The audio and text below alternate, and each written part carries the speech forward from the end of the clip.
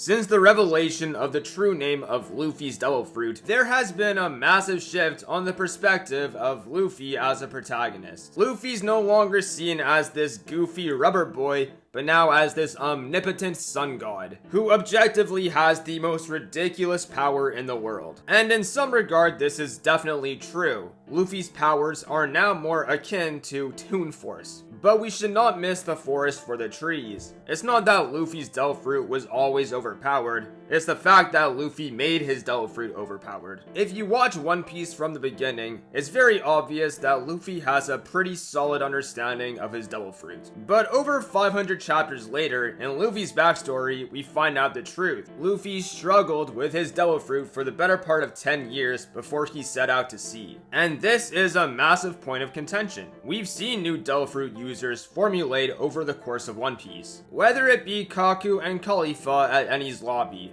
Blackbeard at Marineford, or Sabo at Dressrosa. When each individual gained their new power, they were able to use it with relative ease. Blackbeard's proficiency with the Guragura Nomi was almost on the level of Whitebeard. Sabo was transforming the landscape of Dressrosa into a blazing inferno. Kaku could handle his transformations with a relative control, and Khalifa, well, she was having a bubble bath. But for Luffy, this was not the case. It took him like 10 years to master a simple Gum Gum pistol, and that's his staple technique. To say that there's a learning curve to the Nika fruit is beyond an understatement, but it does outline something very admirable about Luffy's character.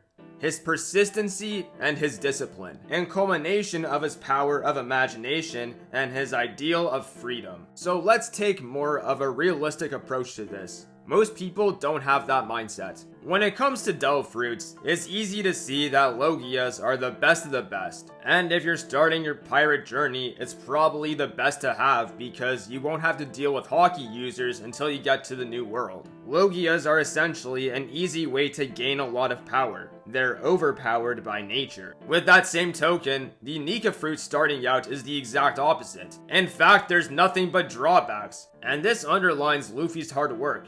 He had to play with the cards he was dealt with. At his core, Luffy is very creative, and we see this with the interesting ways he chooses to battle. And once he gets into his gears, he takes it to another level. Luffy learns from his environment. Gear 2 was based off his complete understanding of his Devil Fruit and watching CP9 utilizing the Rokushiki. Gear 3 from witnessing Dory and Bragi, the giants of Elbaf. And his Gear 4 manipulations are the result of his training with Haki. We have Water Luffy, Zombie Luffy, and Idiot Luffy. The Nika fruit is essentially a blank slate that Luffy's able to input his hard work and creativity into. And there are very few people who would be able to make work of that type of power. Let's take the Bellamy on Jaya, who completely denounced imagination.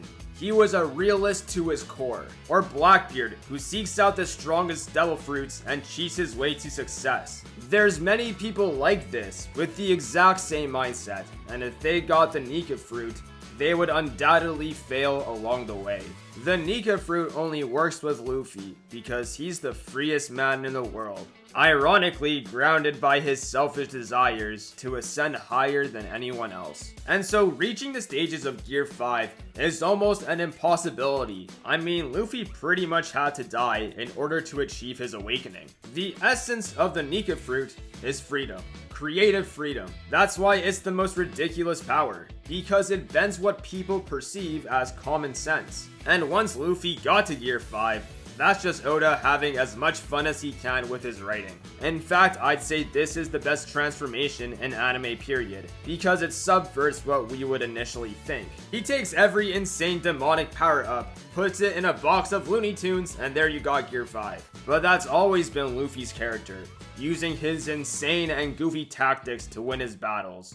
Sure, now he's a sun god, but he's always been the same. He's always been Luffy. There's no question that it's one of the most powerful Devil Fruits in the One Piece world, but the conditions for unlocking that power are 1,000,000 to 1. And that's why Luffy is Joy Boy, because in the last 800 years, he's the only one who got that far. And it wasn't easy. Every mistake he made, every time he failed, every time he succeeded, he absorbed all that information, honed it into his mindset, and he moved forward. Luffy is only strong because he continued moving forward.